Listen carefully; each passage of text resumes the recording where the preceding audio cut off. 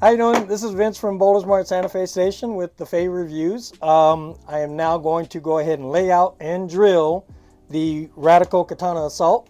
I'm doing it pinned down just like my other ones are. I have the original and I have the slash.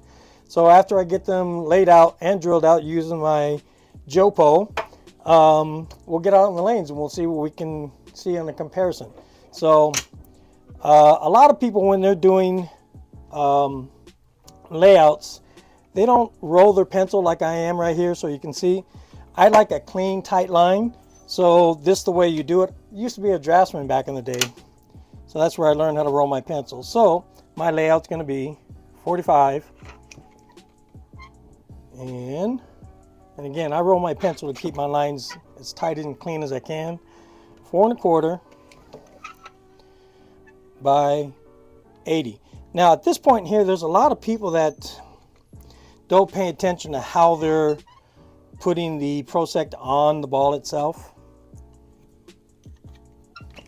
There's a specific way. So if you got your center line here, this back part needs to be on that part of the line, that side of the line. If you're in the center of it, you're off by a degree or two. Is that right or wrong? It's not that big of a deal, but me, I like to be as accurate as I can, so there you go. My pap, 1 1/4 up, 4 over. My axis tilt is 13 degrees. My total span, I like a short, relaxed span. I'm 3 15/16 and 4 inches, so I go to 4. That's where I'm cutting at. I also line up my thumb first and then I make my marks, but just so you could see it, where it's going to land, I'm going to show you, but I will not use this as my actual cuts because I like to be a little more accurate. So that's where my fingers are going to be. Thumb's going to be down here. And again, I am using a Jopo, so let me make a small adjustment for the top of it right here. And there we go. So now we're going to jump on the press and drill it. I've already set my pitches. I'm 0 front to back, 1/8 left. I found that using the Jopo actually gives me the best overall feel whenever I'm using my thumbs.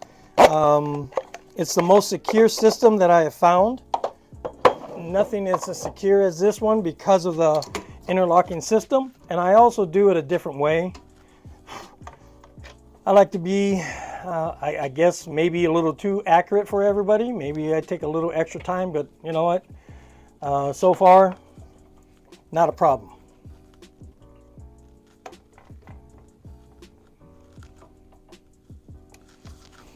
All right, so what I do is I cut just through the top of the ball.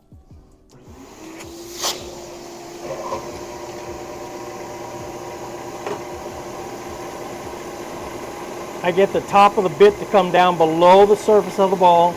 Then I'm going to change to a smaller bit. And the reason why, smaller bit makes it tighter holes, and obviously I can't get a good suction on it based on where I'm at. Otherwise I'd block the video. But that's where I stop right there.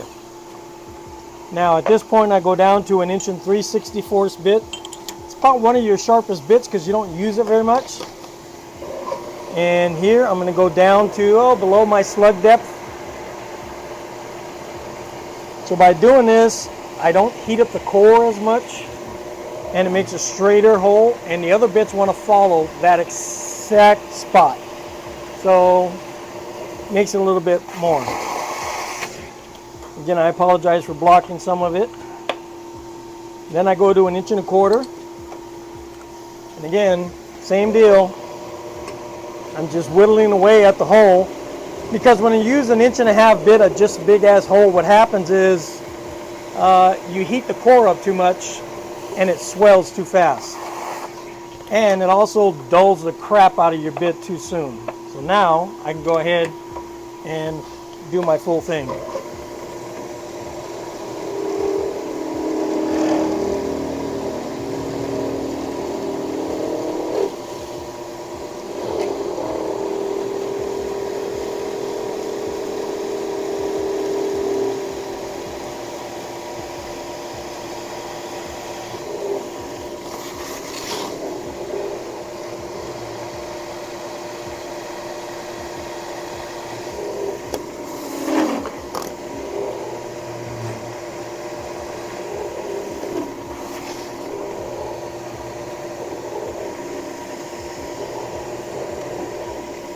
Alright, so there's a pretty clean hole.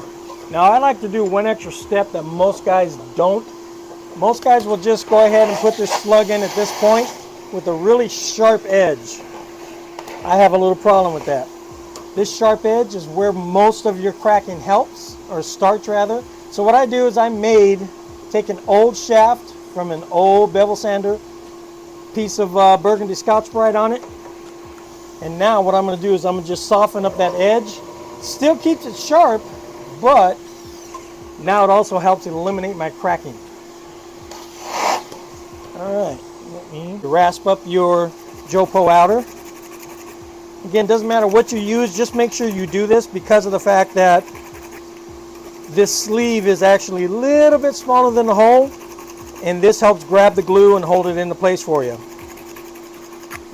And as you can see, that's what I'm looking like, rasp it up.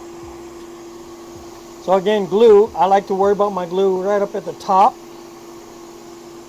And I get a little excessive with it because it's going to drip down. A couple of circles down. Now, I'm going to put it in and I'm going to work it up and down. Get the glue to mess all the way around. Push straight down. And at this point, I'm going to push this here and hold it for maybe 10 seconds. Not a big deal. Just enough to let it adhere and grab. This is quick vice glue, which has a cure of like 15 seconds, something like that. No big deal. So, zero out my press real quick while that's still drying.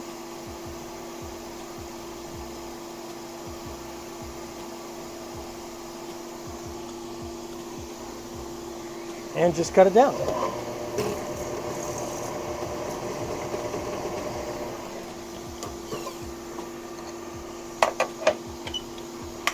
There you go. Of course, with that type of cutter, it kind of pushes it into the hole. So I just kind of real quick deburr it. I would use a turbo, but there's a problem with my turbo cutter, so I don't use it very much. Now, I don't like grease pencil for doing my finger grip lines, so I use an ink pen. 3 and 15 and 4. I'm also vacuum grips, and I use center of the drill bit lines. I do not make a bridge line, as this is the center of my drill bit, so I don't feel the need to go ahead and make a bridge line if I'm using center drill bit. So 3 and 15 and 4. Vacuum grips. 1 and 1/32 on the top, 31 on the bottom.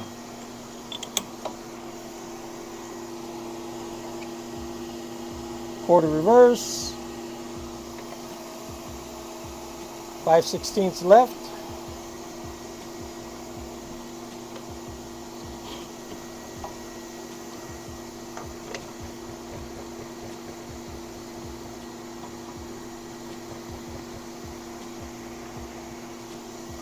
I have this nice little tool somebody made me. It's just a metal ruler cut down for me so I can line up my bits where I need to be.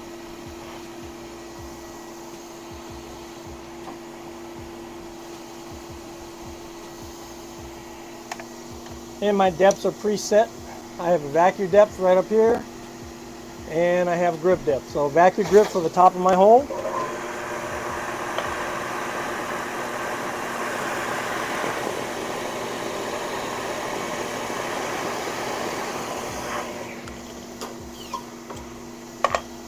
.31 for the bottom.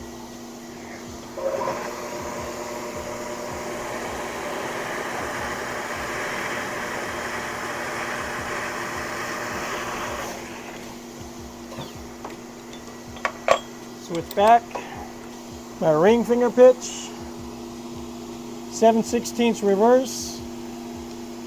Half right. The reason why I did that was that helped me increase my axis tilt, as I was a little ring finger dominant, so I took that away, and definitely got me the shape and everything else that I was looking for. And again, simple lineup. As you notice, I still got my 1/4 inch bridge faction going. center of my drill bit.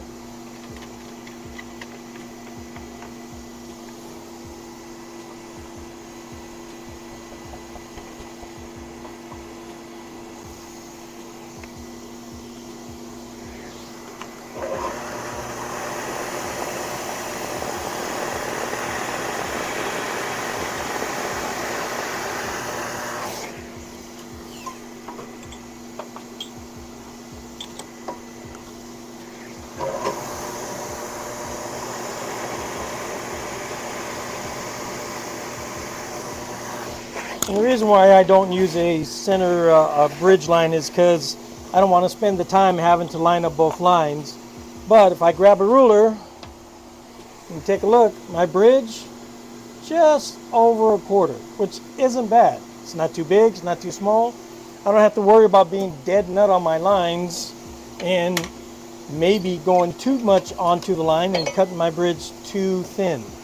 So there you have it. That's a Katana Assault drilling. Now lastly, I'll just quickly, I'm only worried about the top of the hole.